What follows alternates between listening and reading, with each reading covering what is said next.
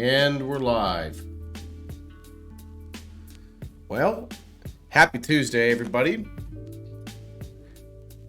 I was a little bit under the weather when we did our last stream on Thursday last week. Developed a upper respiratory infection. Hey, MJ, how are you? I spent a good chunk of Friday basically just trying to go ahead and get enough energy to do my job. But it didn't totally work out, and I spent most of this weekend lying around and not feeling super good. But went to the gym today, so I guess I'm pretty much back to normal. Did a 4.5 hour long Akadana training yesterday. Did a 3.5 hour long one today. And I've got another 4 to 4.5 hour long one I'm going to be doing on Thursday. So, and then tomorrow I'm going to be doing some actual engineering work. So, I've been doing all right. It feels good to kind of get back into the swing of things. Man, it's kind of funny. I don't get sick very often. Historically, I've always had a pretty robust immune system. But man, I've gotten 2 different, pretty nasty, colds since April of this year. In fact, it was, right after I got my COVID vaccination, actually. I just caught a couple little colds. So, is what it is. That's kind of unusual for me, but is what it is. Glad I feel okay now. And it wasn't that big of a deal, but, we just gotta roll with it sometimes. So, as a result of that, not going to be doing any bourbon tonight. Probably shouldn't have done bourbon last Thursday because I wasn't feeling that good that night either. But definitely ready to go ahead and get some programming done. Yep. Oh, excuse me. I would have muted my microphone if I knew I was going to do that. Yeah, I just have a little bit of residual irritation still. So just to kind of talk about some of the things I've been working on since our stream on Thursday. We did a lot of work on, this is Sdkbin that we're taking a look at here, and we're doing domain-driven design. And we did a whole bunch of work on this product state class, where we were working on testing, creating all sorts of little state transitions in order to try to go ahead and build up this sort of product model for Sdkbin. And I kind of walked through the big picture of what we're trying to accomplish there. Well, one of the things that I started doing was I wrote by hand this validation code. This is some of the original code. Whoops, not me to do that. This is some of the original code I wrote on Thursday last week. And I came to the conclusion that this code that I'm doing here, this syntax is pretty cool. Some of the new record syntax that, Ryder pointed out for us, that was pretty neat.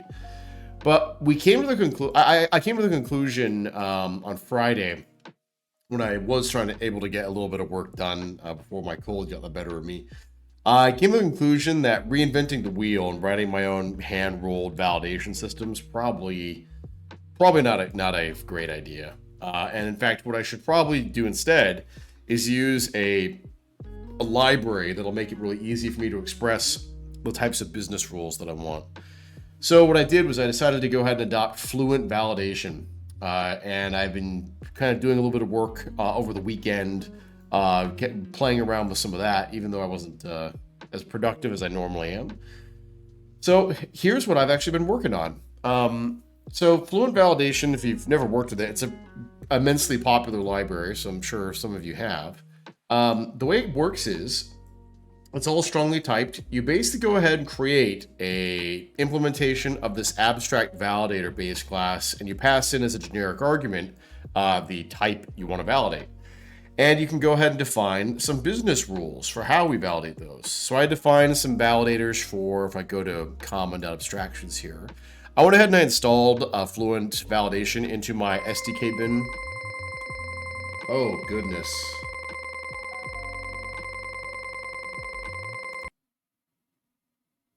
I don't know where that's coming from. Yeah, Christ indeed. Not your fault.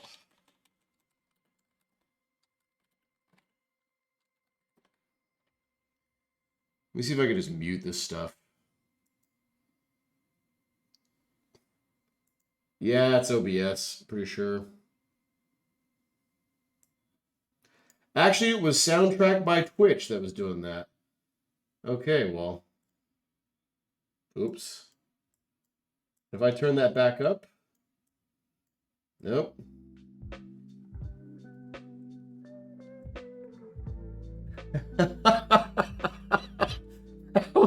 That was really funny, actually.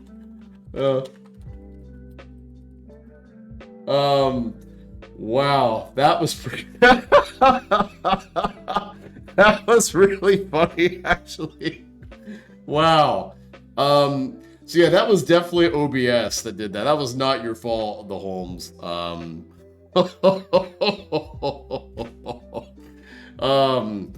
Woof. Hey Rook, good to see you. Someone should definitely clip that. That was pretty funny.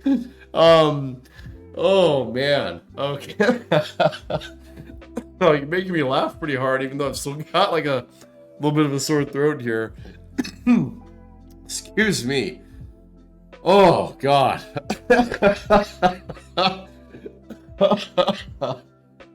Okay. All right.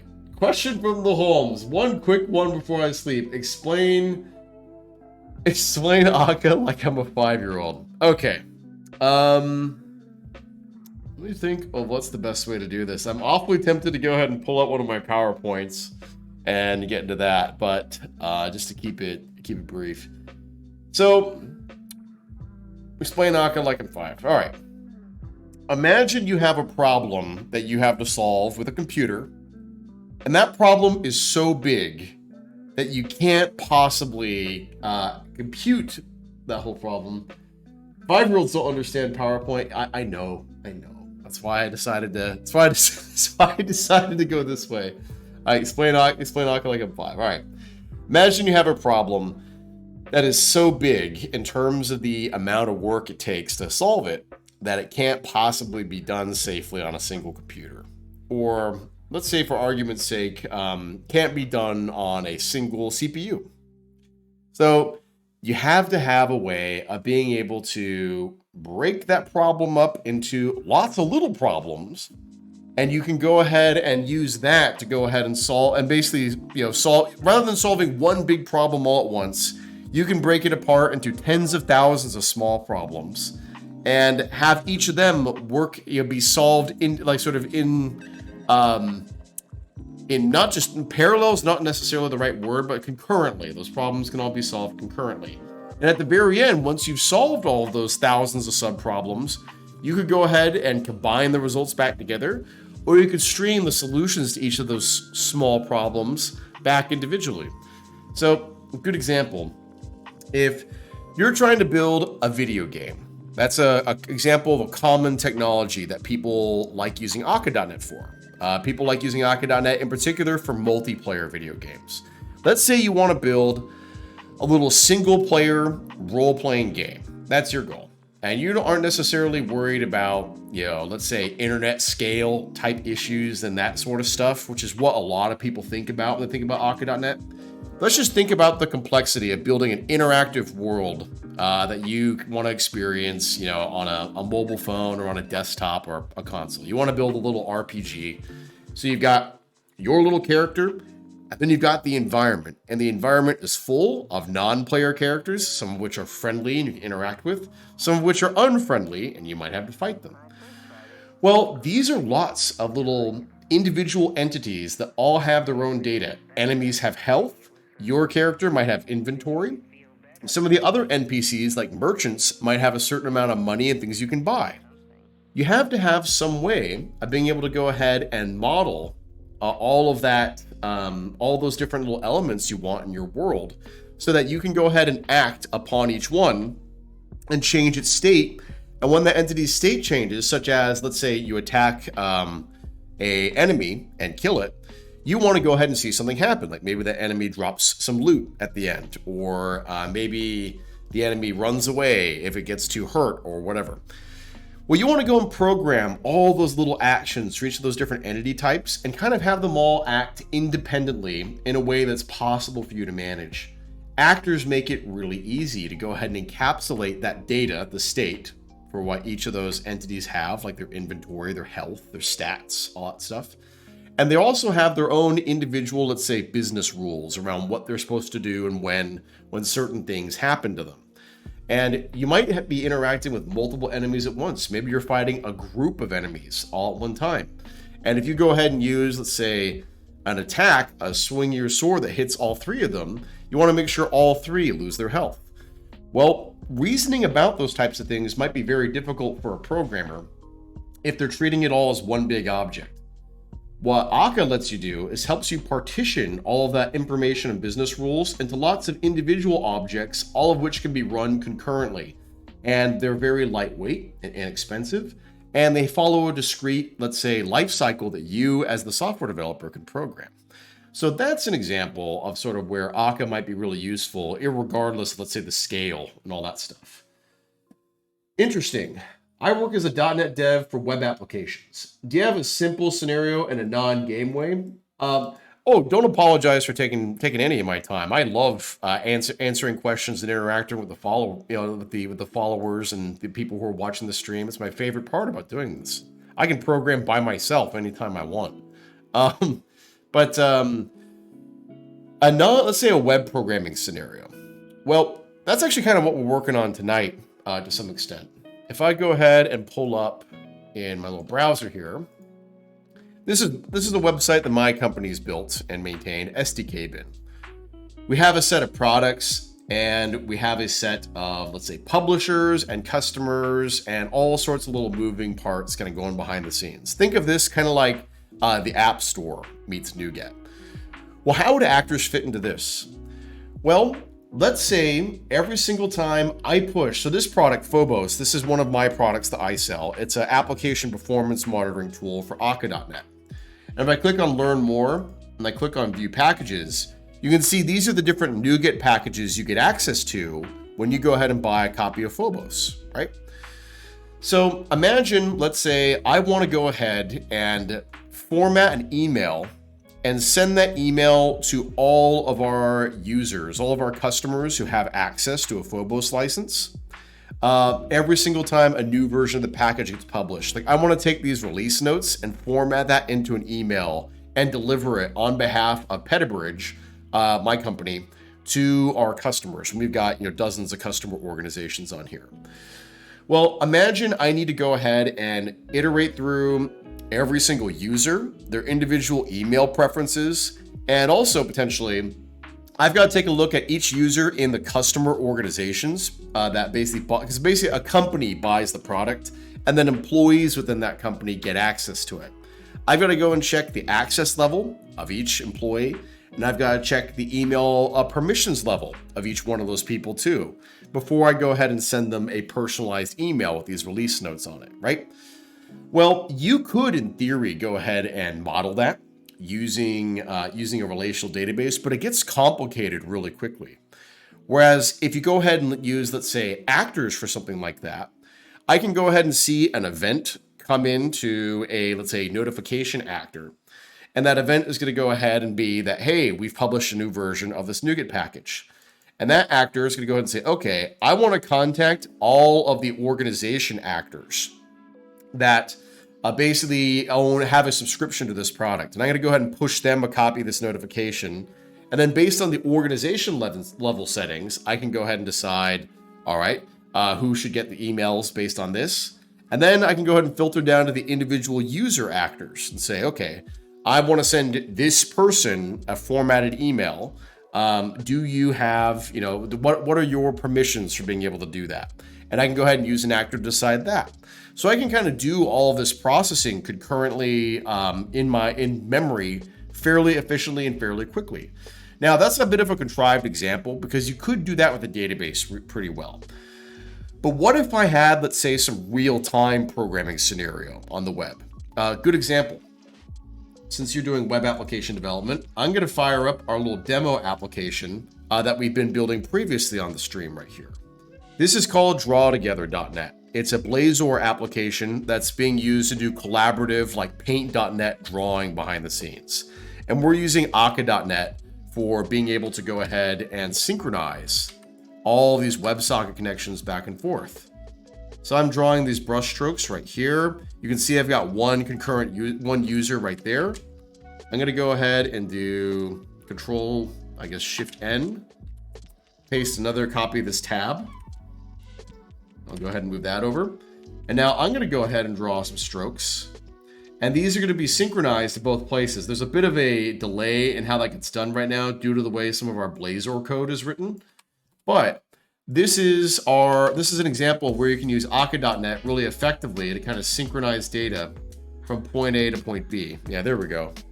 So that's an example of where Akka.net makes sense. And this is being used in combination with SignalR in particular.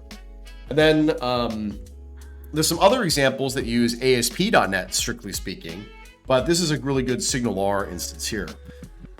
Next question. So I use AWS a lot. Obviously, this stuff is event-driven, but what is the difference between using Akka to handle this versus an event raised on an SNS topic, which then pushes to an AWS Lambda function that does essentially the role of an actor? Well, the biggest difference is that well, actually, there's two big differences. One is that Akka.net actors can be stateful, meaning that when an event gets pushed to the actor already has a bunch of history and data from events it's previously processed. Good example, when I go and draw this brushstroke, that brushstroke's being added to all the other strokes I previously created here. Now, some serverless systems, for instance, such as Azure Functions has the concept of a durable function, which has that same sort of capability, which is reentrancy, the ability to go ahead and recover previous state and then apply the event that was sent to you right now to that state that's underneath there. What actors also give you, though, is they give you a high degree of, let's say, they give you a very easy programming model to reason about from a concurrency point of view. Each actor is only capable of processing one event at a time. So even though I might be drawing brushstrokes on multiple screens here, only one brushstroke from one user could be applied to the state of that actor at any given time. Any additional brushstrokes that are coming in will be applied afterwards, because in essence, the actors work as serial processors. They basically go ahead and process a queue of events that way. So they give you kind of a pretty easy way to reason about concurrency guarantees. The other reason why you might want to use actors is actors are extremely low latency compared to functions. First, there's no cold start overhead for invoking the function. The second reason is that actors, when they're doing in-memory passing, are capable of processing millions of messages per second. So if you already have a bunch of actors in memory floating around inside, let's say, ECS or what's the AWS version of, is it the Elastic Kubernetes Service, EKS? ECS is the container stuff. Yeah, there you go. If you have actors floating around inside one of those environments, they're already in memory, they're ready to go, and their processing overhead is minuscule. They can process millions of messages a second. Now, when you start going over the network using tools like Akka Cluster, the throughput's going to be a bit lower because we have real serialization and network overhead, but that throughput is still in the hundreds of thousands of messages per second range. So that's quite good. We're working on trying to get that to the millions of messages per second range as well with some of the changes we're introducing in Akka.net 1.5. We're basically modifying the transport layer to be able to do more multiplexing than it can right now. I've really got to go ahead and fix the business logic for how we push these updates on the Blazor side there. So I do have a link to draw together. Let me go ahead and grab a copy of it from our Petabridge repository. We've been building this together, and in fact, Christopher, another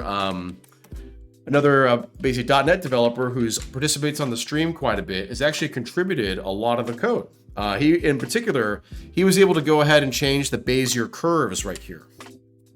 All right, so I went ahead and dropped a link to that in chat. Another example that you might find interesting is we also have our cluster.web crawler, which is a good example for being able to sort of test out the linear scalability of Aquanaut Cluster, where you can go ahead and use Docker Compose to kind of scale the solution up and down and basically see how like Aquanaut Cluster redistributes data. Now that's a more complicated scenario. That's really kind of like a distributed system built on top of Akka.net. The drawtogether.net solution is totally self-contained, meaning that it all runs inside one process. So none of the actors are talking over the network just yet. So that's probably a little bit of an easier one to wrap your arms around, even though we're doing some funky Blazor stuff, which most .NET developers don't really have a day-to-day use case for just yet, even though it is very cool. So I hope that answered some of your questions. I love talking about Akka.net. Been doing it every day for just about 8 years. So I never get tired of it, and I really enjoy trying to make it better and better all the time. Would you say as well with Akka that you do more at the start to enable a better future, like the whole microservice versus monolith debate? That's a good question. Akka.net's design philosophy is very much about putting... Akka.net's design philosophy is very much about giving the user a bunch of upfront choices they have to make on how to go ahead and build their application, rather than trying to hide those choices with magic behind the scenes. So a good example, Akka.net does not guarantee delivery of messages by default. The reason why we do that is guaranteeing delivery of messages requires state on both sides of the connection. It usually also requires serialization and also being able to sometimes persist a copy of the message. And that all contributes a pretty high amount of overhead. If you want to build something like a local actor system that runs inside a Maui application or runs inside a Xamarin application on your phone, or maybe a simple console app, you probably don't need all of that. So Akka.net tries to present you with a really simple set of guarantees that don't have moving parts out of the gate. And we try to go ahead and be upfront with that so people understand what those trade-offs are. There's modules you can opt into, like Akka persistence, that allow you to go ahead and persist your actor's state and recover it and use it later. And that can be used to help guarantee delivery of messages. But we want you to go ahead and opt into that at a future point in time. So like if I show the actor code for drawtogether.net, this is it actually. This is the actor who is managing that pay instance that we were looking at a little bit earlier. So this actor implements the untyped actor. This is the simplest sort of actor that most Akka.net users use. And I have some internal state in here. I have a list of these connected stroke objects. I also have a list of users. And then this is passed in via dependency injection, this iDrawHub handler. This iDrawHub handler is really just an interface for talking to the SignalR hub context. That's really all this is. So this is really mostly just a way to talk to SignalR. That's what's going on there. And then I also have, I guess, a reference to an Akka Streams debouncer, which is a different thing. But let me go ahead and walk you through the code. So actors work by processing messages that are sent into their mailbox. And they work through the messages in that mailbox, one message at a time. And they do it sequentially, in the order in which they were originally sent. And so I go ahead and I take this message, and I'm going to use a switch statement to determine its type. And then I'm going to have a message type specific handler that's going to process that message. In this case, if we have a join paint session message, I need to go ahead and make an immutable copy of all of our strokes we have so far. And I'm going to go ahead and deliver that to just this user who joined. So I'm going to allow the new user to get caught up on what this drawing actually looks like. And I'm going to go ahead and add that user to my hub. I'm going to say this user is now part of this group right here. Then I'm going to go ahead and let all the other users know about this new user and so forth. Now, if I go ahead and get a add point to connected stroke or create connected stroke message like this, I'm going to go ahead and pass that into my debouncer. This is designed to prevent a giant burst of messages from flooding the UI all at once. The way we originally wrote the Blazor client was when I held the mouse down, it would add a whole bunch of little dots on screen. And then finally at the very end down here, we have a little receive timeout. which is basically that if this session became idle after, I think we set, if I scroll down here, I think our idle timeout is 20 minutes. Yeah, there we go. If no one's basically modified this shape after 20 minutes, we go ahead and dump all of it out of memory. Does this actor start to violate the single responsibility principle? No, not really. It's basically responsible for just managing a single paint session. So in order to manage that session, we need to know what's been drawn on screen. We also need to know who's doing the drawing. So we just store those two items inside a set of collections here. And when a new user connects to the draw session, we have to go ahead and just deliver all of the strokes that we previously stored to that user. That way their canvas, which is the element that we're using on screen, that way their canvas gets updated. So they can go ahead and see the same thing every other user does. Otherwise, every single time we go ahead and add a stroke or create a stroke, we go ahead and we pass that into our little streams debouncer down here.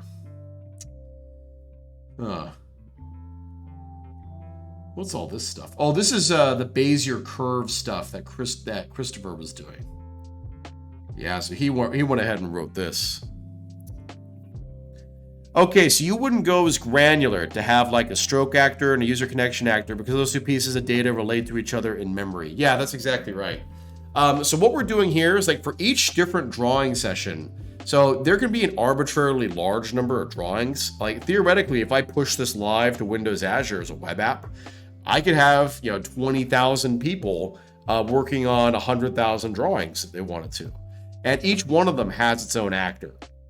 And so this actor is just responsible for managing the state of that drawing session. Now, let's say I needed to be able to do something like export the current, let's say, set of connected strokes. Let's say I wanted to export that as a binary file, like a PNG or JPEG. I would create a totally separate actor to basically handle all of that rendering into a bitmap. And then it would basically probably also be responsible for like saving that binary output to like a file in Azure Blob storage or something like that. You would want to move that functionality into a different actor.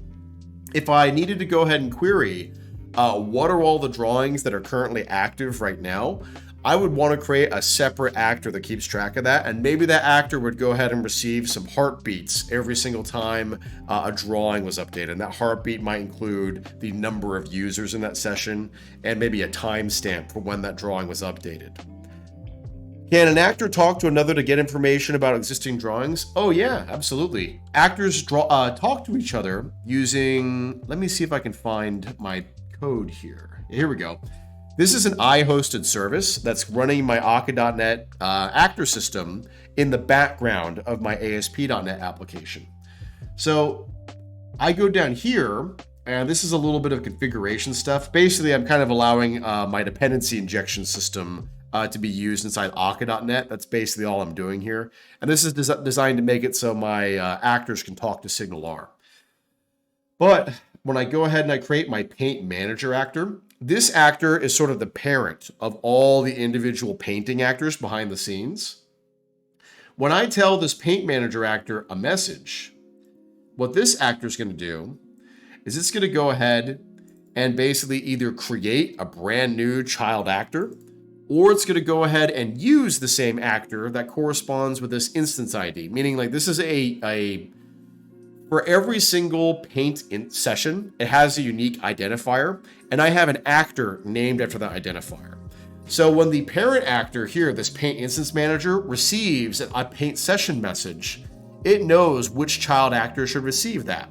So down here, I'm taking my child actor reference. This is how I talk to an actor. I get a reference to it. I'm forwarding that actor a message based on its actor reference here. So this parent actor is able to both create a child actor and it's able to send messages to it. So that's one other kind of facet of how Akka.net works, is actors get organized into like family tree structures. So each browser window would have its own instance ID and therefore its own actor. Yes, exactly right. So if I go back to, is my process still running here? I think it is. Yeah, it is. Okay. So if I go here, this is one browser instance. If I go to Paint and I go launch new session, this is now a different instance than this one. So if I go ahead and draw that, and if I hit reload here, all the same content that was there before is going to be reloaded. If I go ahead and I reload this page, all the old content that was there will also be reloaded. But does that get expensive from a memory point of view? It could get expensive from a memory point of view if we never shut the actors down. If we never shut the actors down, we would eventually run out of memory over a period of time. So that's why one of the things that we're doing inside this actor is I have what's called a receive timeout, which is basically a type of idle timeout is what it is. So actors have lifecycle methods, like this is called pre-start. This method runs before the actor processes its first message. Down here, I'm saying I want to set a receive timeout of 20 minutes, which is, 20 minutes right here. So that means that if this actor goes more than 20 minutes without receiving any type of message, we'll eventually receive a receive timeout message down here. At which point we will go ahead and shut ourselves down and we will release all of our memory when that happens. So the actor will self-terminate. So if I wanted to make sure that my data could be recovered even after the actor self-terminated, I'd want to go ahead and persist some of these events that I'm processing, which is something that I'm going to try to do tonight actually with Akka.persistence in my Sdkbin application. But because these drawings are all meant to be kind of ephemeral and kind of just for fun, we're just keeping them in memory and then eventually dumping them when people stop using them. That's what we're kind of going for inside drawtogether.net. So the life cycle of how those actors get managed is kind of left up to the end user. But it's pretty easy to go ahead and do something like set an idle timeout like that and to shut the actor down if it hasn't been used in a while. That's a fairly common pattern for that type of memory management. Whether or not you basically have the actor shut itself down using, let's say, an idle timeout or have some other programmatic way of doing it kind of depends a lot on what the actor's doing. For something like processing these brush strokes, we call that an infinite stream, where the stream does not have a discrete beginning or end, where you never know when it's done. So it's not mandated that you do that. It's put to the consumer of Akka. Yes, absolutely. And that's kind of part of the Akka.net philosophy, is we try to be fairly unopinionated about a lot of these things. That we give you a set of tools, we show you sort of what they do, and it's kind of left to you to decide how best to use them. It's not quite as prescriptive as a lot of other .NET technologies are. And the reason why that is just because Akka is of course derived from a technology that was originally written in the Java ecosystem, where they have a much more, let's say, diverse set of opinions about how things are done than we do in the .NET community, in my opinion. And the other reason why is philosophically, the people who've worked on the Akka.net project, myself included, and about 100 other contributors over the years, are all basically on board with the idea of introduce as few moving parts as possible, put choices in front of users, and try to maintain the highest possible performance. We'd rather have users start with a bunch of defaults that are very fast but are very dumb, meaning they don't make a lot of decisions for you, and allowing users to knowingly go ahead and decide, I want to trade away some of that performance in exchange for something that's probably more important to me, like durability or message delivery guarantees, or maybe having a stronger form of consensus. Those are the types of decisions we like to go ahead and put in front of users. Okay. Question, is that not a little bit of an anti-pattern when exposing consumers to things like out-of-memory scenarios without explicit documentation? Thanks so much for all of it. So this is so interesting. Going to build some stuff after this. Maybe after I've slept. It's 1:37 a.m.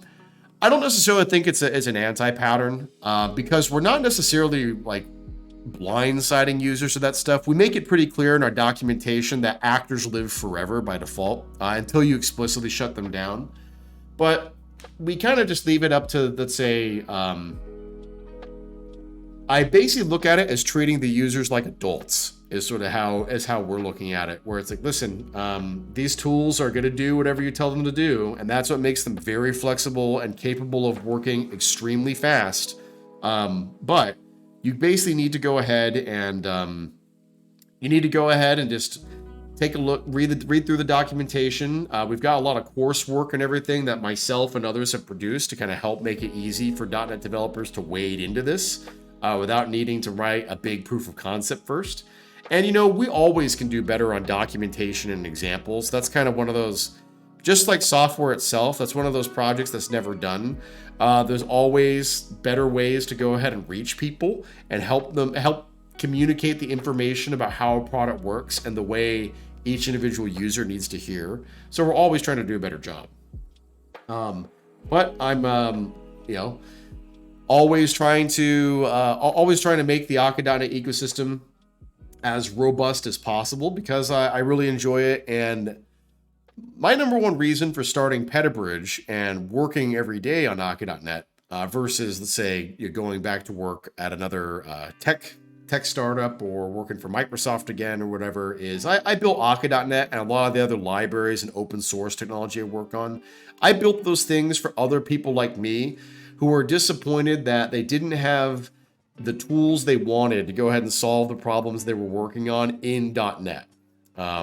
So I work every day because the people who use our technology are people who are just like me. And so I enjoy working with them together to try to make it easier to build cool stuff. That's what I really enjoy about it. And that's why I like doing what I do. And it's why I like doing this stream too. So thank you so much for the great questions. I really appreciate it. Oh, my pleasure, man. I love the interaction too. It's why I enjoy doing this stream. You know, it's a great way to go ahead and talk with users and be able to kind of do it in a much less formal setting than any of my like trainings or public speaking appearances. I dig it. So thanks for all the great questions. I appreciate it. All right, well, I'll go ahead and shut Draw Together down, even though I enjoy working on that. Good night, stream. Thanks, Holmes. Thanks for the good questions. All right. Now, I was talking a little bit about fluent validation in Sdkbin. And I wrote a bunch of validators. I started with some really simple stuff like our display text validators. And we're doing basic stuff here, like these sort of rules around, you know, the ID must not be null, the container must not be null, the path must not be null, that sort of stuff. A lot of these rules are pretty simple. But what I really like about Fluent Validation is the ability to compose all of these different validators together. These are some small objects that form some of the display data for products in Sdkbin, things like websites and logos and display text and navigation names and all that good stuff. Oh, hey, thanks for the subscription, Cenobite. Appreciate that. Hey, nice that now that Cenobite subscribed, we didn't get totally bombed with a bunch of click spam from OBS this time around. That's really nice. Must be because I changed the audio settings on Soundtrack by Twitch. Yeah, you missed that. That was a fun thing a little bit earlier. Yeah, thanks OBS. Okay, so I basically built a couple real simple validators. What I'm working on right now is kind of a more sophisticated feature. In fact, you know what? I should go ahead and pull up the Fluent Validation website because they did a really fantastic job with this whole project. And I want to give them a little bit of love. Let me go ahead and pull this over here. So Fluent Validation kind of just looks like this. It's a lot of strongly typed business rules for being able to go ahead and express, here's how we know our object's valid, here's how we know it's not. I went ahead and I started replacing my hand-ruled validation system with that because I thought it was a much better way to handle some of the types of domain and state validation that I was handling. And so basically the way it works is Fluent Validation will return a validation result at the end down here. And if it contains any validation messages, it'll describe which properties failed which validation rule. And you can go ahead and basically provide a pretty detailed validation report back when something goes wrong. So I'm using a somewhat advanced feature inside Fluent Validation. Let me see if I can find my code I was working on. Here we go. So this is my product state validator. Product state is basically the aggregate of all these events that I've been defining as part of our event sourcing exercise. So we have this product update protocol with things like create new product, set the product kind, update license terms, create a price plan, update the price plan, blah, blah, all that sort of stuff. These are all the different events, or really, I guess these are technically commands. These are all the commands that can affect my state. And all of that gets aggregated into a product state object here. So one of the things that we had started working on Thursday's stream was we started working on basically a set of rules to test when is it legal for us to basically process this event and transition the state of this object. Because before I can set a price plan, I have to go ahead and define what type of product we're selling. Before I can publish a product, I have to go ahead and guarantee that all of our display data is complete. Need to upload some screenshots, need to have a website, need to have all this sort of minimum amount of content before we'll let you sell anything on the site. So that's a bit of what we're trying to do.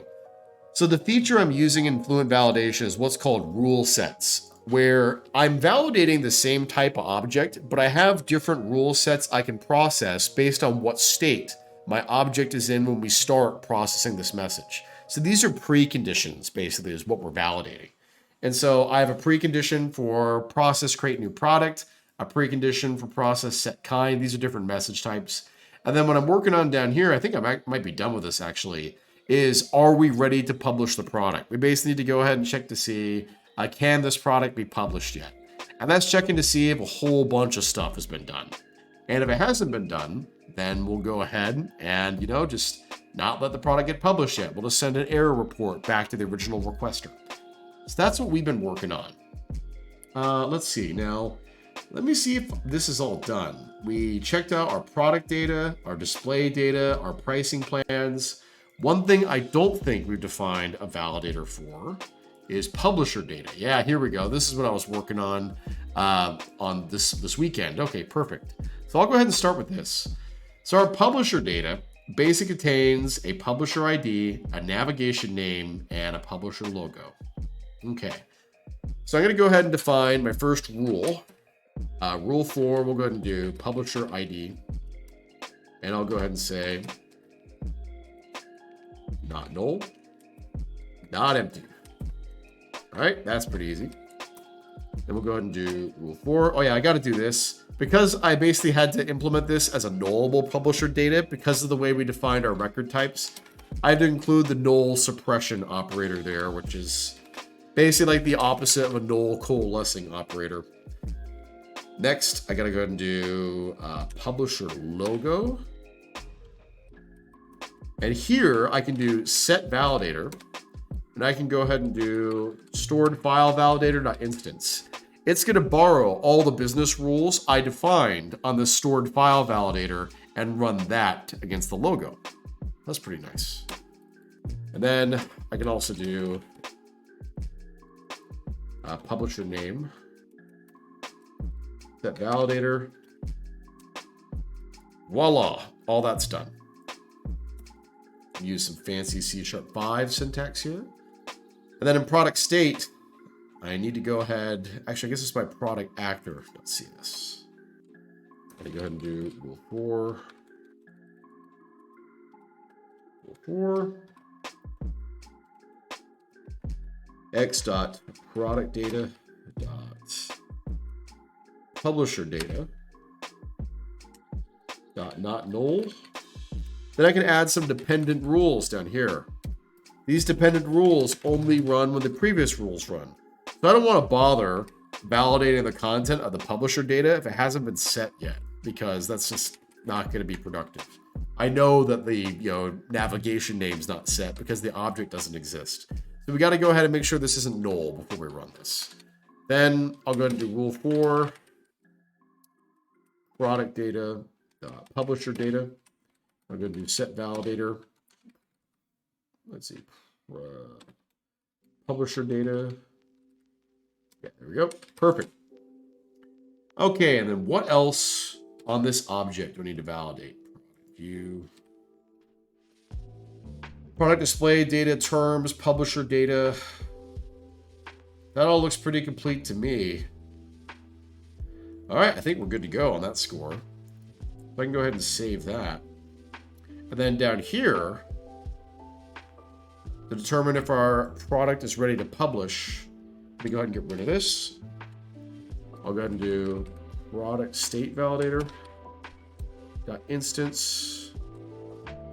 Dot validate. And I'll go ahead and say state. And then I gotta go ahead and say strategy. Oh. Include rule sets. Product state validator. Ready to publish.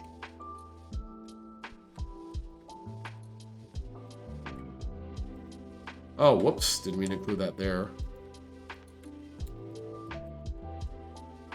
Go ahead and fix that. Okay. And I'll go ahead and return result dot is valid. Result. All right, Wonderbar. That looks good. So that should include all of our relevant data on whether the product's ready to publish. And let's see.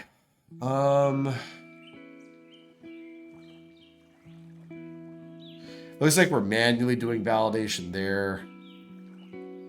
Here, we're actually using one of the rules that I created. That's all well and good. Process create fulfillment request. Process fulfillment request completed. Need to add handling for failed fulfillment requests here.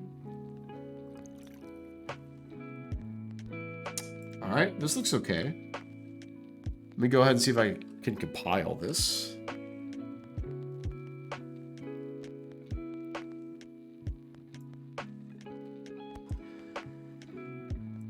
Possibility of a null reference.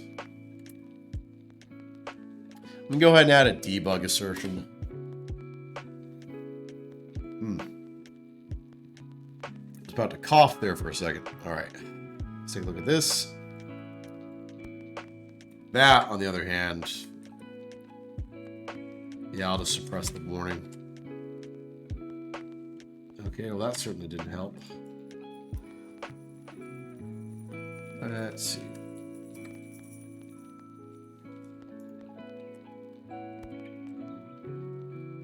Message, deference of a possibility of a null. Huh. What if I just did this? The EV shouldn't be null.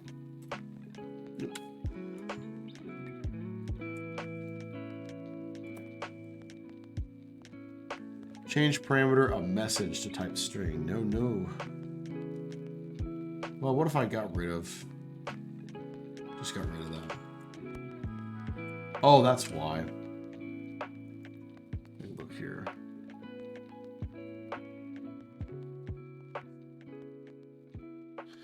User activity event. Why is that null?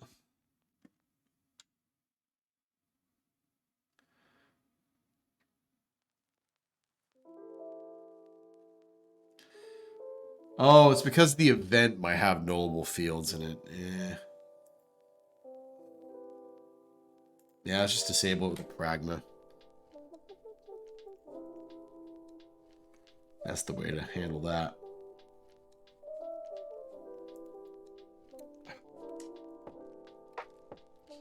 All right.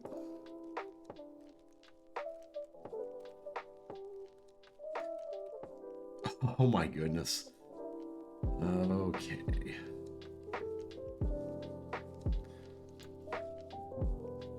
That is very annoying.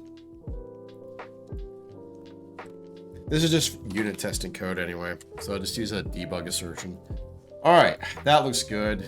Let me go ahead and commit this. Actually, I guess I can leave this here. Completed initial product state. Validation. Go ahead and commit that.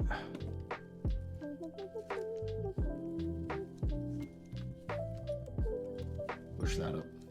All right. That's looking pretty good.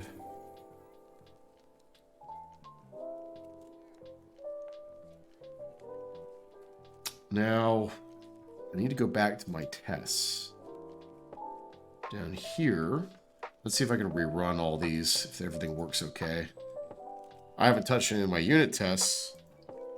Uh-oh. Oh, didn't like that.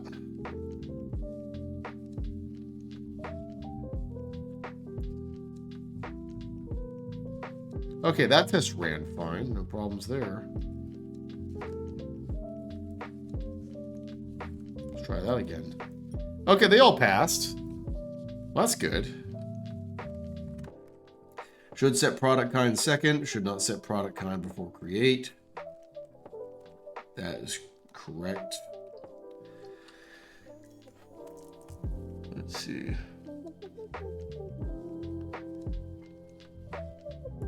Yeah, I guess I don't need that, actually. Should create product kind second. That looks good. Okay. This is looking pretty solid now, some of this stuff. So what events have we been able to process so far? Let me clean up my Chrome here a little bit. Guess I can get rid of that. Don't need it. We have process, create new product, process kind set. Process, create fulfillment request. Haven't tested that one yet. Process fulfillment request completed. Is product ready to publish? Haven't even tried to use that one yet.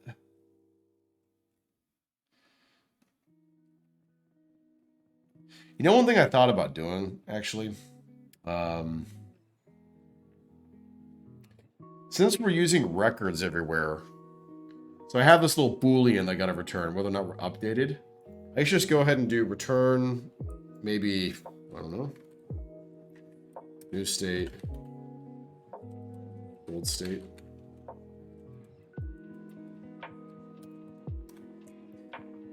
So this will go ahead and basically introduce a bit of overhead, so it's going to force kind of a deep comparison of the entire snapshot, but I think this would be a good way to go ahead and essentially deduplicate stuff. It's just to make all the operations idempotent to the extent that we can. But we do have some preconditions that had to be met for processing certain types of events.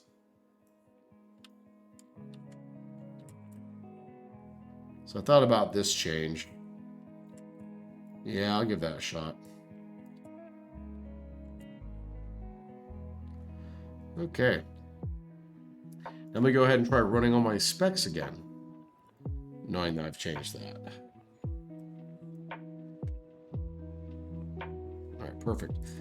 Records are equality by value, not equality by reference, by the way. That's one of the other differences with them and other normal C# objects. Okay, that's looking good. My events, I need to go ahead and process. Let me grab protocol. I would love to put this to bed. Protocol, I'll keep... Actually, no, I'll put my protocol on the left, and I'll put my product state on the right. Oops. Okay, there we go. Okay, so did process create fulfillment request, process fulfillment request complete. Yeah. Looks good.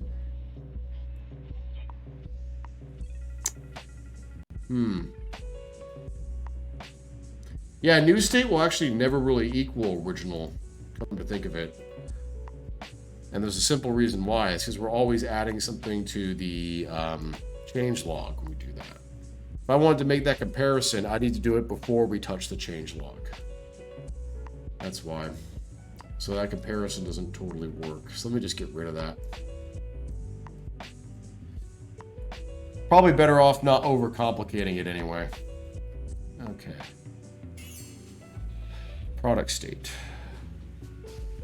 Process fulfillment request complete. Took care of that. Where's my product update protocol? There, that's what I wanted. Okay. Let's go ahead and process a create price plan message.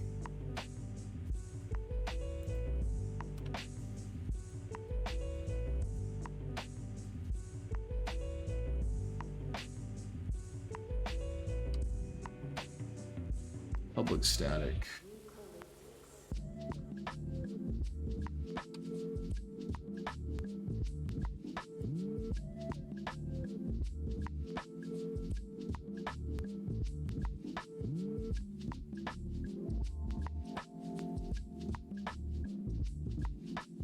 Okay, that's our method.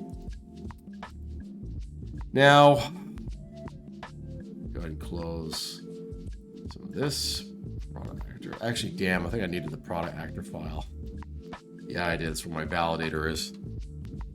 Okay, I probably need to create a rule set for. Actually, I do already have a rule set for price plan, so that should be easy. All right. Let me take a look at this real fast. Price plan. Okay. So one thing I want to go ahead and do, results. So I'm going to go ahead and do price plan validator. Validate.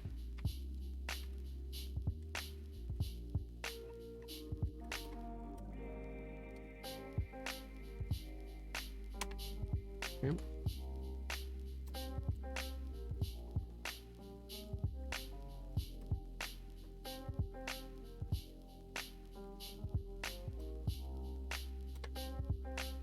If our price plan input that we received is not valid, just go ahead and return original new op results.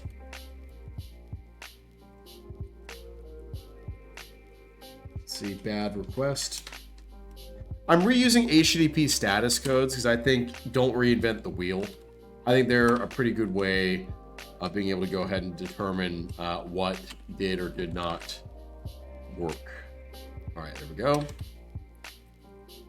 Validate. Let's see, state. Let's see.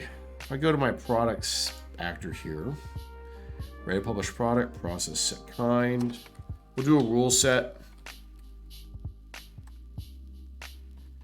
Process after kind set.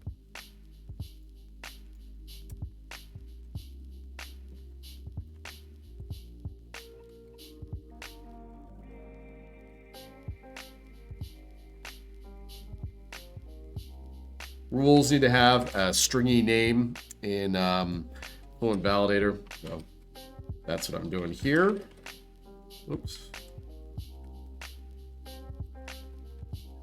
All right, process after kind set. So I guess rule for our, let's see, create status. I'll go ahead and use a little predicate here.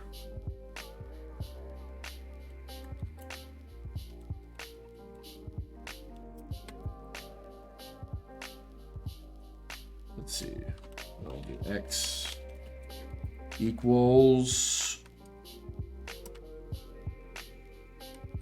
it's got to be greater than or equal to kind set. Doesn't need to be exactly equal to kind set, but it needs to at least be kind set.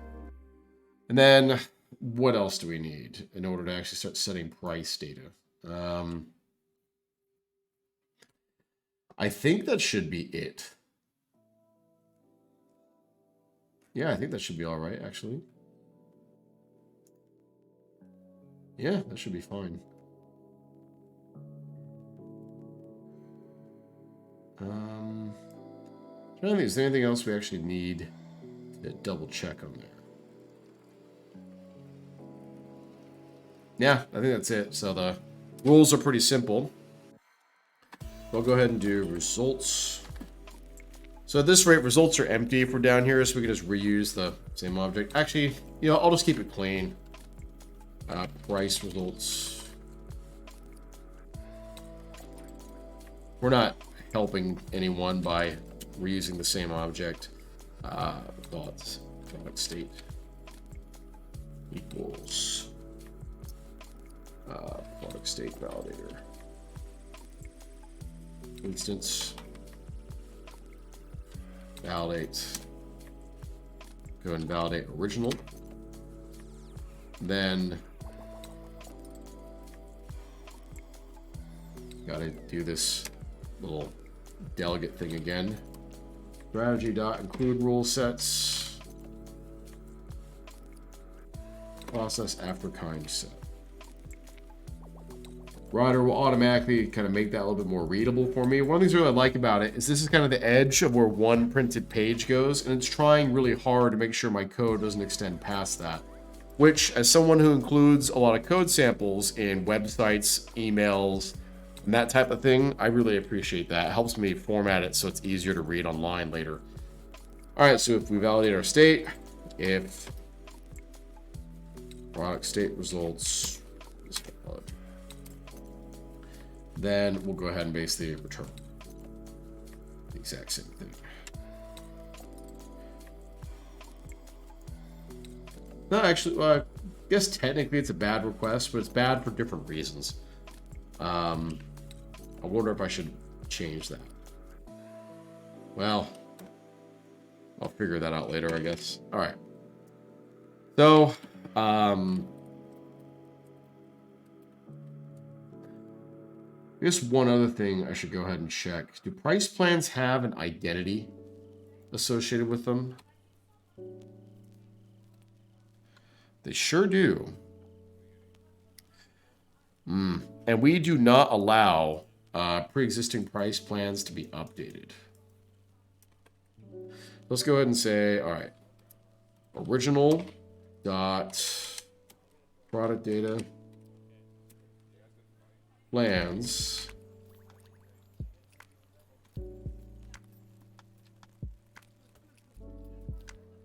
it's a mutable hash set. All right, any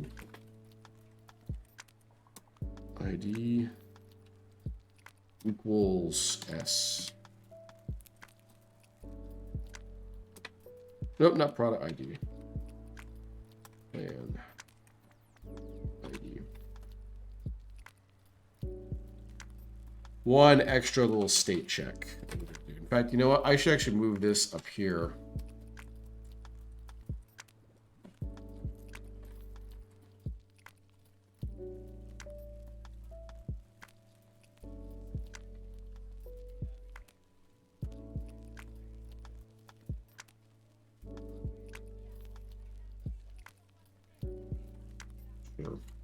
All right. Stupid null checks. That's what I get for making everything optional on that record. Okay. If the pricing plans are empty,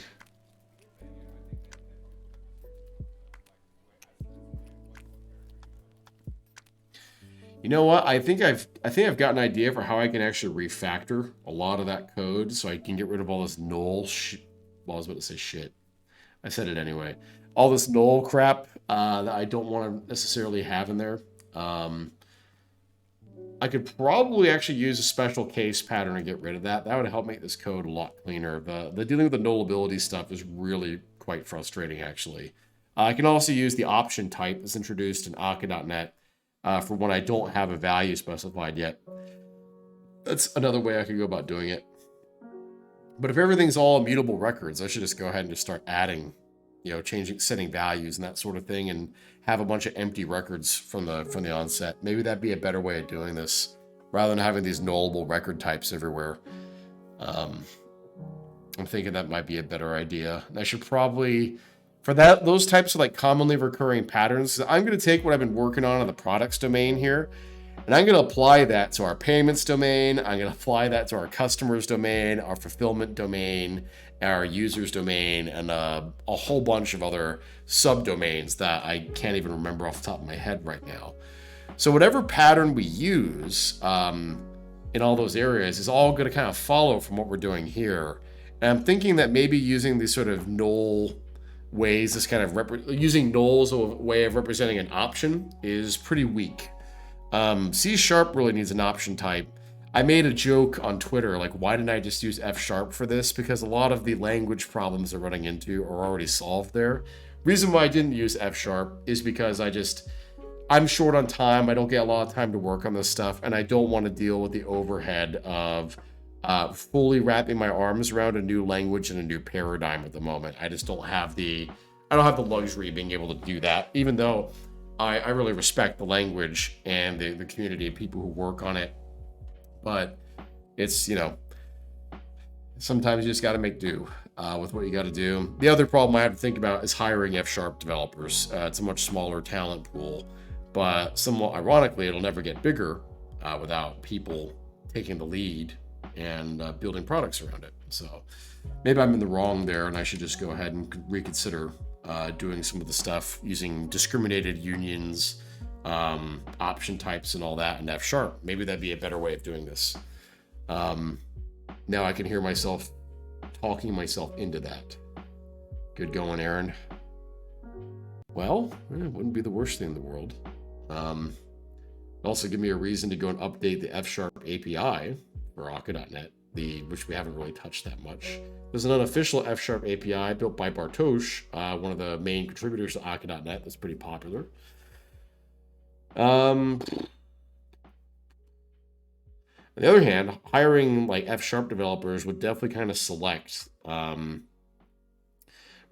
help me self-select people who inherently kind of can wrap their heads around these types of patterns already versus me having to train them. So there's some benefits to doing that potentially. I need to give that a think. For the time being, I'm going to go ahead and plow ahead on the present course here. Well, actually, show of hands for people who are in chat. If I went ahead and paused work on what I'm doing and attempted to try to do this in F# instead, would you watch? Would you want to see me try to do that?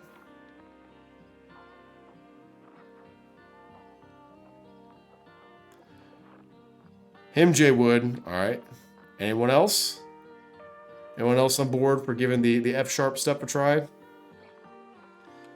You know what? And on my other tab here, I'm going to pull up Twitter just in case anyone pings me there.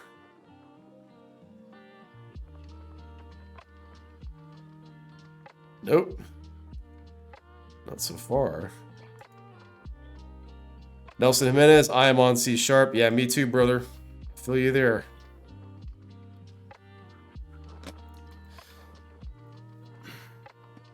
Maybe I should just maybe I'll just carry on with what I'm doing and try to make this work at C#. All right. I need to go ahead. My product state results.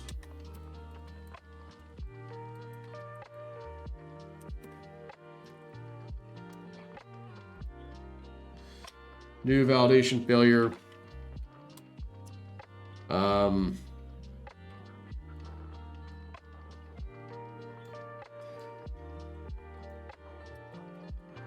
Change this to plan ID.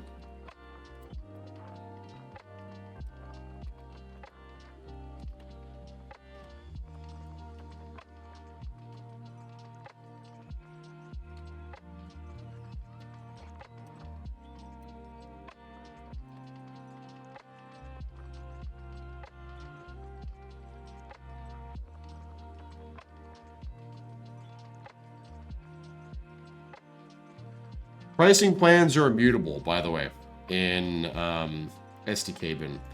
I decided on that basically so if you want to go ahead and change your pricing structure, you got to create a new pricing plan, publish it, unpublish the old one, and then you can specify that when customers renew, we move them onto this new pricing plan instead. That way everything's immutable and all of the accounting records on both the publisher side and on the customer side are all intact. One of the things that's really dangerous about database-driven development in the relational world is that when you go ahead and make those model changes to the way basically a row in your database is structured, that immediately gets propagated everywhere by the default way most people design things.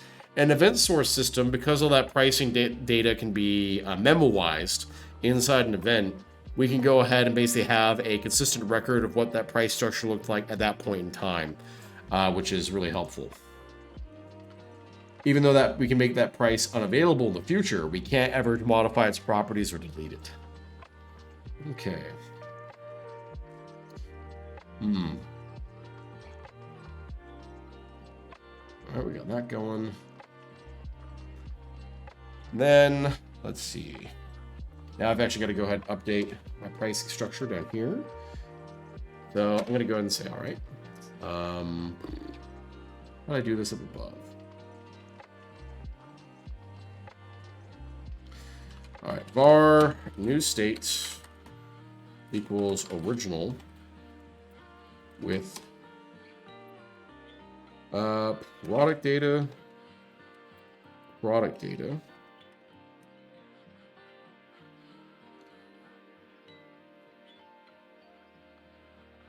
Let's see, how did I update product data before? Equals original.product data. There we go.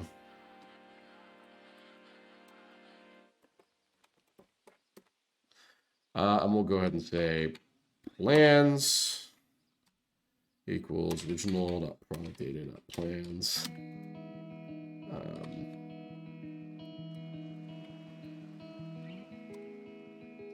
Yeah, this is just ugly. Add.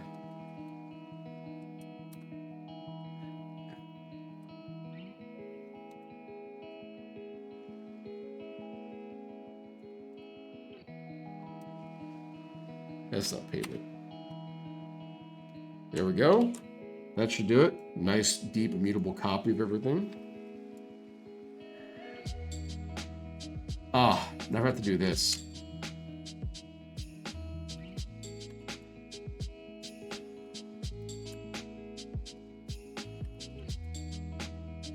That looks good. We'll go ahead and do new state.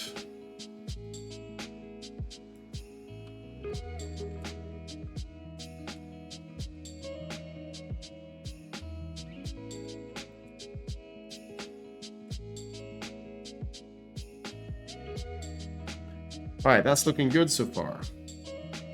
You know what? I'm gonna go ahead. Product state. Fulfillment. Well, not fulfillment. Price point update. Go ahead and type that in. Off screen here. All right, well, I'm going to have to beg everyone's pardon, and I'm going to go ahead and try doing this in F#. Just because I want to. So let me go ahead and go back to my original development branch here, which if I go to Explorer, should have just about nothing inside of it. Yep, go ahead and pin that. Give it a try. Perfect. I wonder if I can change this to an F# project.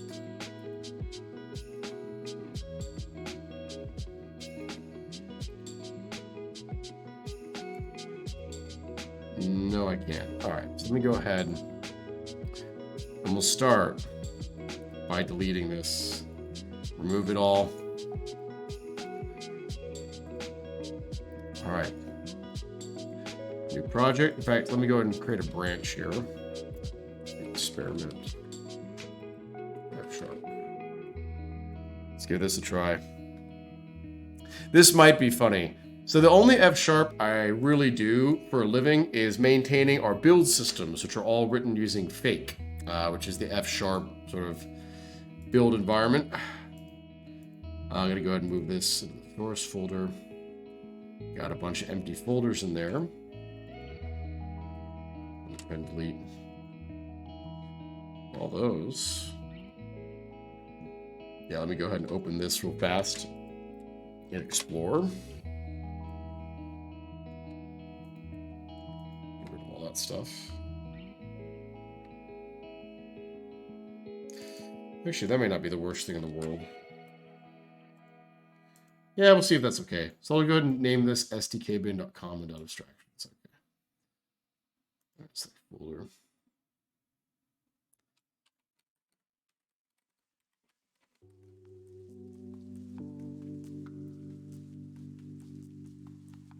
All right, it doesn't like it. Okay. Fine. Let me go ahead, grab that and delete it all. Just doing that off screen real fast. Repositories.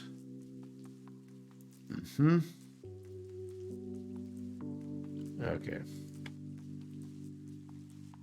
All right. All that's done. All the old folders are gone. Okay, we'll go ahead and we'll create that. Yeah, this might be funny, Nelson. You're right. I'm with you there. Well, it looks like I already created the wrong project type, so we're not off to a great start. Let me go ahead and delete that.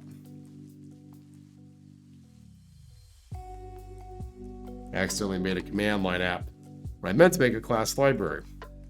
All right, let's try that one more time. New project. This should not be a test project. I just want a class library. Move that to the source folder. Sdkbin common abstractions F#. Let's do that. Let's add that.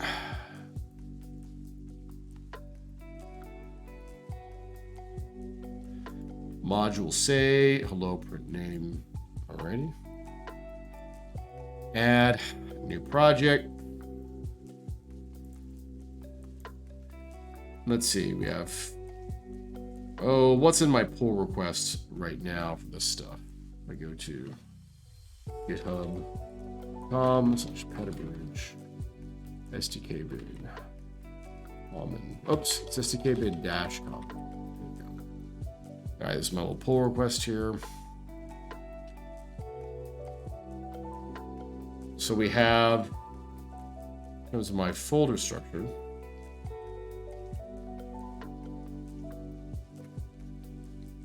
common abstractions, user abstractions.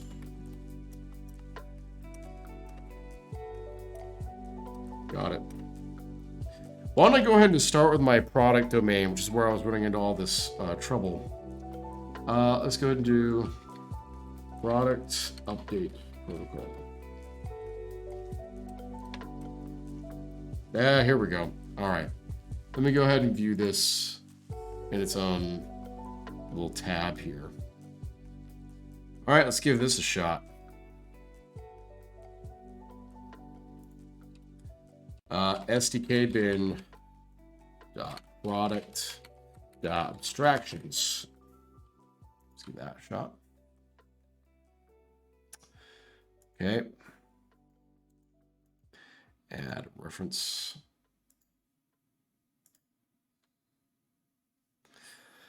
Okay, now a couple of types we needed to go ahead and define from this pull request. Go into Sdkbin common. I need to go ahead and define, do things like navigation name. Okay. Okay. Now this is embarrassing. First thing I got to go ahead and look up F#, how to declare type. Don't laugh at me. I'm just a babe in the woods of this stuff. Oh, let's see. I know about built-in F# types.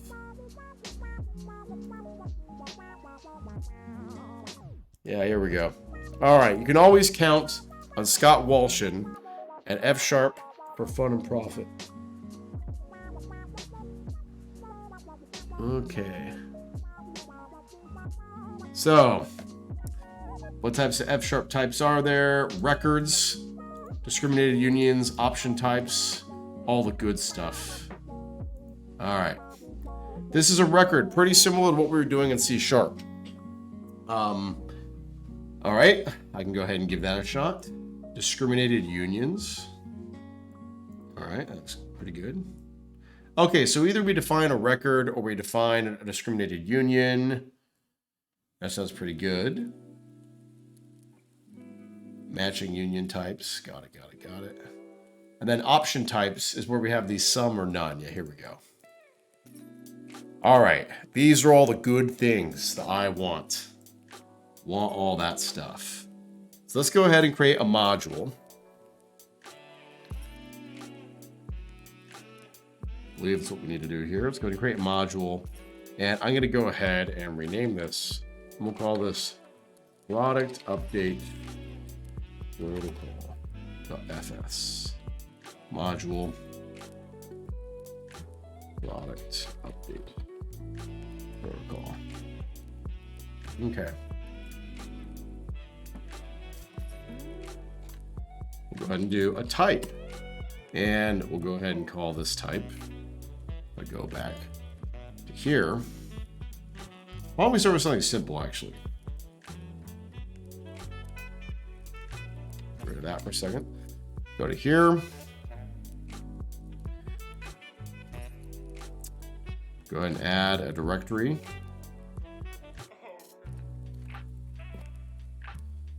Move this to here.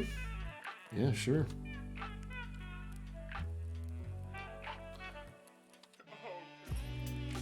Go ahead and rename this file. We'll go ahead and call this navigate. You know what?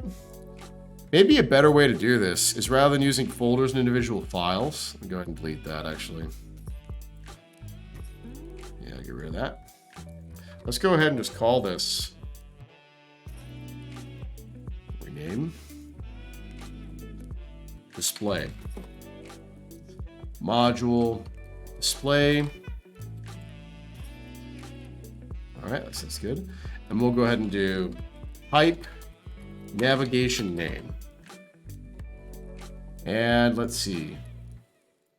Equals, got it.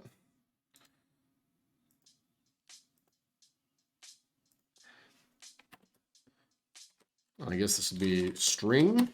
We'll go ahead and call this name. Is that how I do that?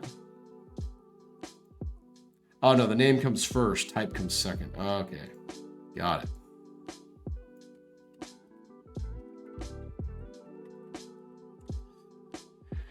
And then, how did I do this here?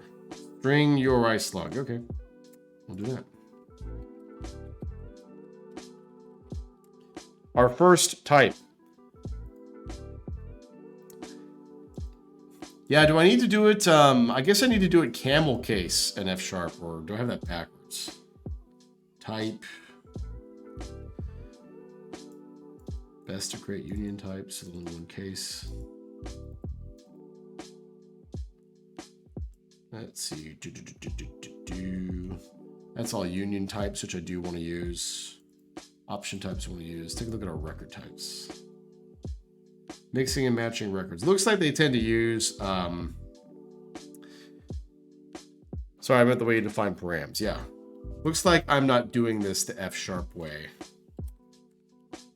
And I don't want to make it mutable. All right, there we go. Navigation name. What other types do I have in the display area? Stored file.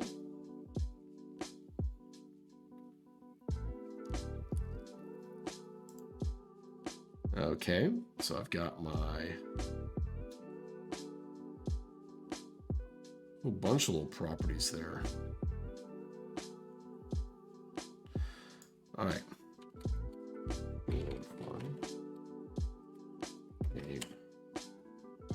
Is that it? No, I have a container and a path. All right.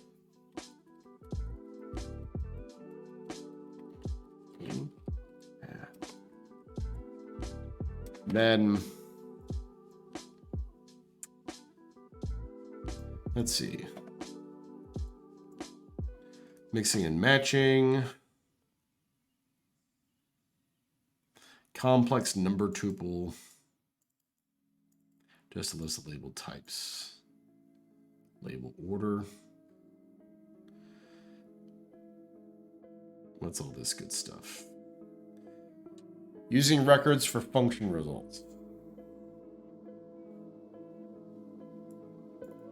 Creating records from other records.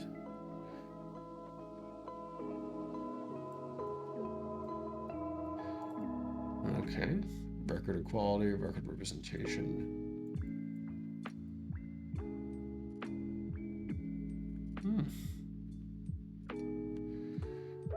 This is interesting. Type abbreviations, aliases, got that. Type inference, overview of types, big picture. Sum and product. The key to understanding the power of types in F# is that most new types are constructed from other types using two basic operations, sum and product. That is, in F# you can define new types almost as if you were doing algebra. Define type Z equals type X plus type Y times type. How types are defined. That's discriminated union syntax here. Member, that's the method. I guess I can go ahead and declare classes with methods and all that good stuff if you want. But I'd like to go ahead and try not to necessarily do my F# here in like a C# way, because I think that would kind of defeat the spirit of the exercise to some extent. I don't necessarily want to go ahead and do that. Type class, remember this is code. Type iPrintable abstract member print unit. Okay, so this is how you do interfaces here. And you can still do structs and all that sort of stuff. Got it, that's useful. Okay, well I do actually want to try to do interface-driven development in F# as well. The F# interfaces. All right, here we go. Take a look at this. Defining an interface is similar to defining an abstract class. So similar, in fact, you might get them confused. So what's the difference? As usual, all abstract members are defined by signatures only. The only difference seems to be the lack of the abstract class attribute. An interface has no constructor. That's the big difference. Okay. Explicit, implicit interface implementations. When it comes time to implement interface in a class, F# is quite different from C#. In C#, you can add a list of interfaces to the class definition and implement the interfaces implicitly. Not so in F#. In F#, all interfaces must be explicitly implemented. So type iadding service. I see. They provide an explicit implementation for each interface member using the syntax. Let's see, interface with as shown below. Interesting. So using marker interfaces in F# might be kind of a problem, which is a pattern we like to use quite a bit. So how would you necessarily go about doing that?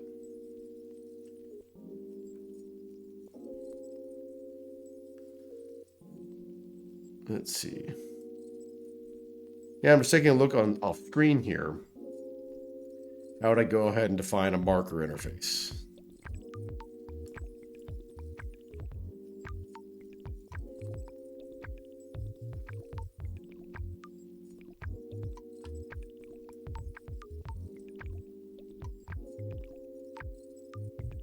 Yeah, here we go. I'll show you what I'm reading here. How do you declare and consume a marker interface in F#? Type iMarker equals interface end. Type marker equals class interface marker end.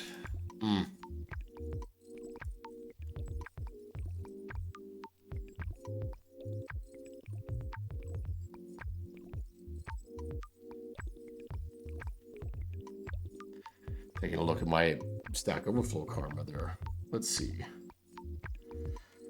Oh, it looks a little inconvenient.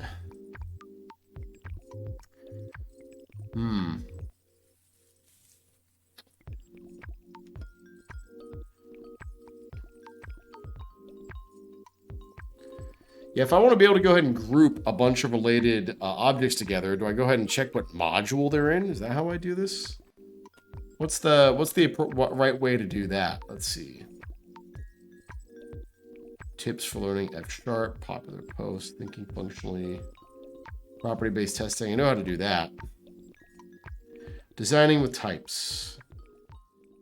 Make illegal states unrepresentable. That's something I'm interested in doing. Non-string types.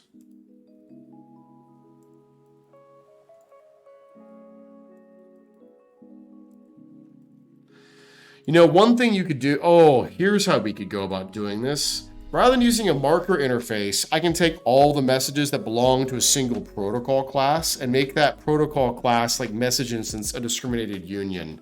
That's how we could go about doing this. Okay, I think I'm getting this. All right. Stored file. Let's see.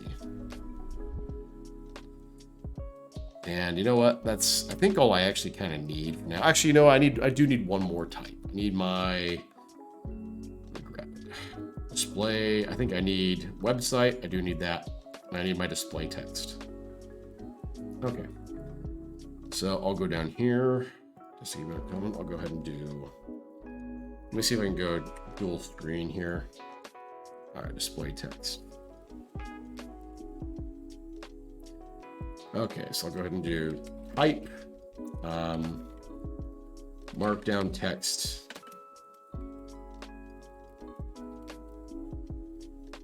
content string,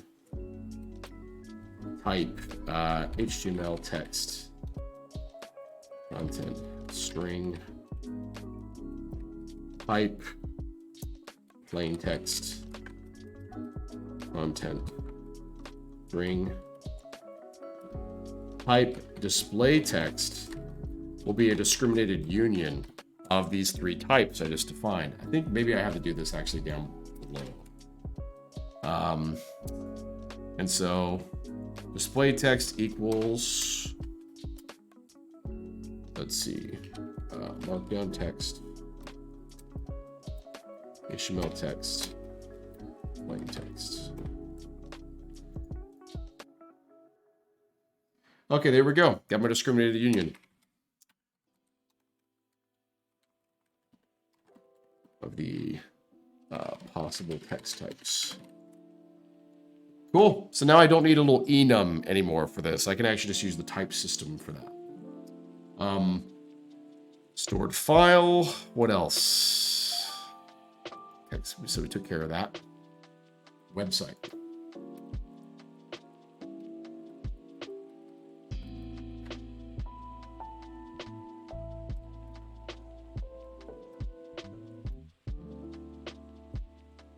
Okay, if there's a way to make these strings non-nullable in F#, that'd be fantastic too. Let's go ahead and build that. Oh yeah, that reminds me. Let's take a look at the file system. Do I have an Akka version in here? I do not. Let's go ahead and add one. Akka version 1.1. Let's see, go ahead and do manage NuGet packages. Akka. Let's go ahead and add that.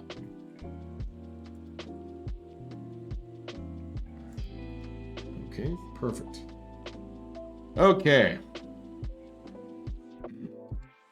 First stab, that's an F# type. Build failed. I wonder why that happened. All right, yeah, sure. Go ahead and commit that. Why did the build fail? Oh, it's because I haven't defined anything in here. Well, yeah, that makes sense. Okay. That is looking pretty good, I think. Now, let's see.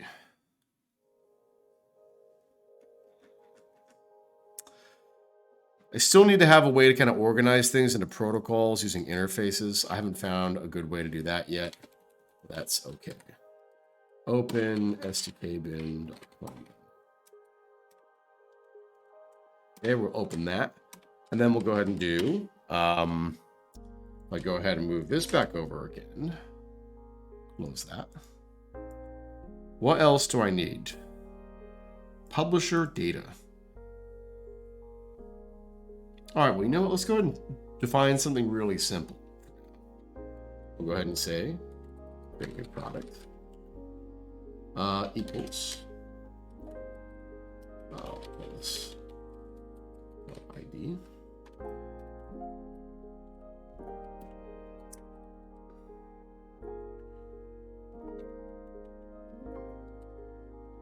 Let's see, we'll go ahead and call this game.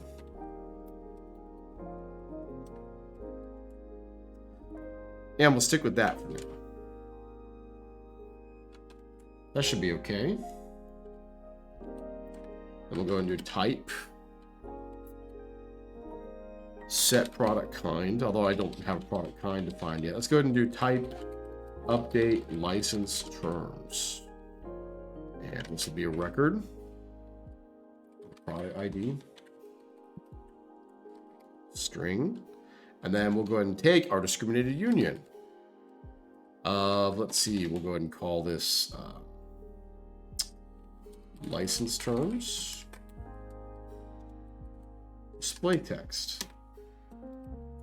So that could be Markdown, that could be HTML, or whatever.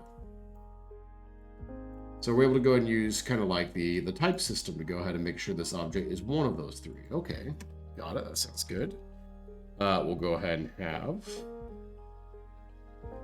What else do I need to define? A price plan. Okay, yeah, sure. Oh, hey, Andrew. Yeah, I saw that on Stack Overflow.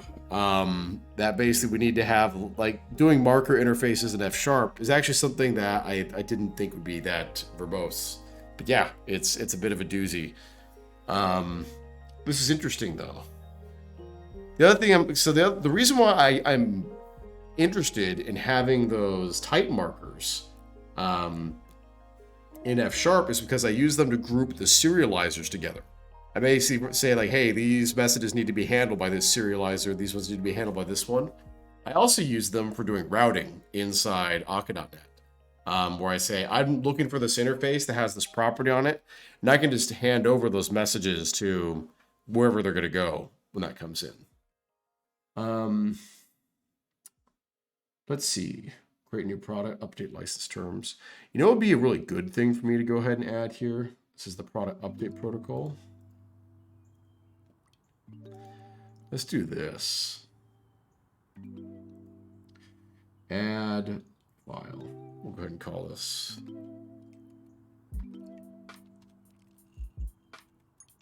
product views. And we'll go ahead and change this around.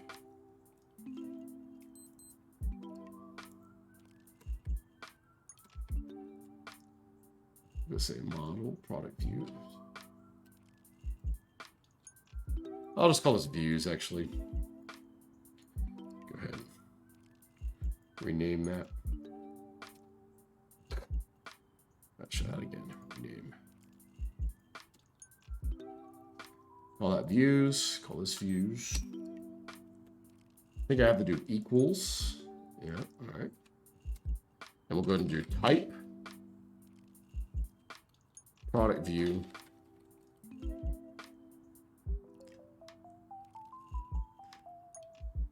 That's right, silly queen. We're doing some F#, giving it a try. I did not plan on taking us down this road today, but I thought, you know what? A lot of the stuff I'm doing is essentially trying to recreate what F# can already do for me. With all these silly little, let's say, like, this is how I've been doing option types in C#. Maybe you'd be better off doing this in F# using actual option types. So I can go ahead and do product view equals. Actually, how do we do option types in F#? Let valid equals some whatever. I can go ahead and alias it.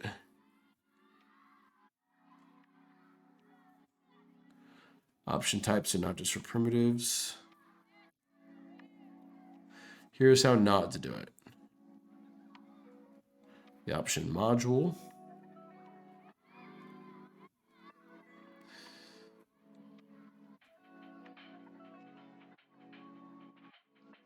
Pure F# type is not allowed to be null in general. That's nice. I guess that answers my question about whether or not I needed to specify nullability. Can I include, yeah, an option type like, I'll go ahead and say, I don't know. Let's go ahead and do, for instance, in my little product view. Let's take one of my first optional properties here. Product ID can't be null. Let's do that first. And then let's go ahead and say, I don't know. We'll go ahead and say published bool. All right. Now how to do that?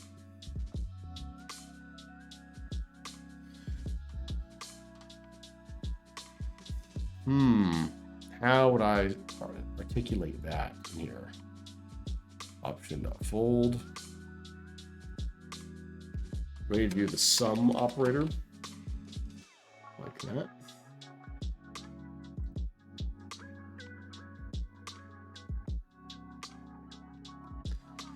Options and notice are primitives. Let's see. Excuse me. How would I go about doing this?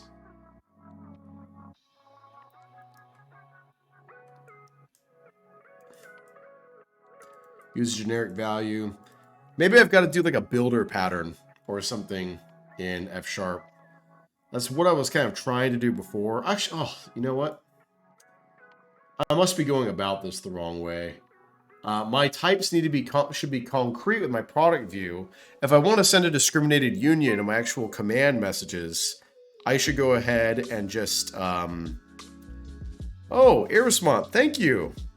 I appreciate that. Thank you. If I want to go ahead and basically have like messages where the structure can I can go ahead and change, let's say, just like a combination of elements. A discriminated union is the right tool for that. Not using option types as properties. That's still thinking like a C# developer to some extent. Okay, this is giving me some ideas on how to go about doing some of this. Okay, now it remains to be seen whether or not this is going to be in the long run a better remains to be seen in the long run whether or not this is going to be a better way of trying to model this type of system than what I've been doing. But that being said, it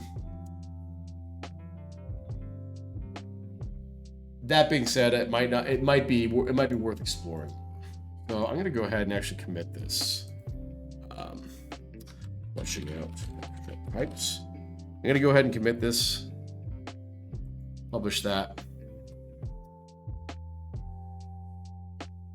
And I'm going to noodle on that some more before I keep working on this particular bit of code. Because if I can get this done more in a more type-safe way, with a lot less code, like the code that I have in my C# implementation, if I switch back to that, let's go to model services. So I've got a lot more code written here. There's some things I like my use of marker interfaces. That's really useful for routing and for serialization markers.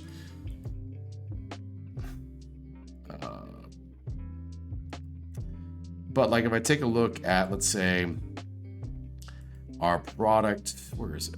I guess it's sdk.products.domain. If I take a look at our product state and some of our validation that we're doing and some of our other state changes and this sort of stuff, I wish the type system was doing a little bit more heavy lifting here. And I think the way I've gone about defining some of these structures is a little sloppy to some extent. So I think we probably need to do some refactoring to help clean some of this up. I think this design of having these record types with a bunch of optional fields and properties was probably, in hindsight, not the best choice. Using something that looks a little bit more like, let's say, a bunch of safe defaults that are non-nullable, where they're also immutable, so you have to use the record syntax to update them, would probably be a better way of going about that. But I'm just kind of aping a lot of things that are just natural to express in F#. So I'm wondering about that. But then I take a look at F# and things like marker interfaces, which I rely on all the time, aren't super easy to do. That's a bit of a dilemma for me. Not sure how I should go about fixing that.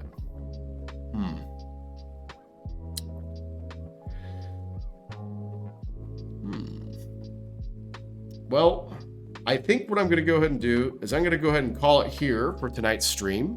Thank you very much for joining me, everybody. I really appreciate getting to do these. Hopefully my cough will be completely gone by the time we do our next stream on Tuesday. How many lemmas? 2 lemmas. Oh my gosh. Maybe the marker interface should be a discriminated union. Yeah, that's what I thought about. Is all the messages that belong to that protocol should all basically be part of one big discriminated union that kind of lumps them all together. That's one thing that occurred to me, is we should go ahead and try to lump it like that. Like if I go ahead and switch branches real fast, back to the F#. All right. Let me go ahead and show you what I was thinking here. All right, there we go. And let me switch back to solution.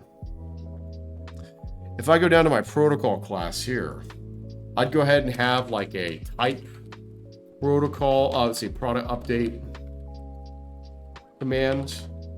And that would be, create new products, update license terms, and then everything else I might go ahead and work on. I don't know why that's there. That would be how but this would basically be, instead of a marker interface, use the DU to represent all types that belong to this command family. That's the way I was thinking about going about doing it. Trying to go ahead and organize things together that way. Now, let's see. Some of the other common abstractions I had is I wanted to be able to go ahead and do things like, I wonder if there's a way to easily go ahead and say like, all right, if I want to go ahead and add, I don't know. If I have 2 record types, so this is some of F# for Fun and Profit, very useful website for learning F#. I'll go ahead and drop that. Yeah, link to that in chat. If I want to go ahead and define some record types, let's see. This is all very useful. Let's see. Where was the record type I was looking at? Here we go. Okay, so imagine this. Let's say I have a record type that we're basically called with product ID. And that with product ID simply has a field named, a string named product ID in it. I want to go ahead and handle any message that has that property defined inside one of my Akka.NET routers. How would I go about doing that? In C#, we would use an interface for that. In F#, I don't necessarily want to add all the overhead of declaring classes because that's so verbose by comparison.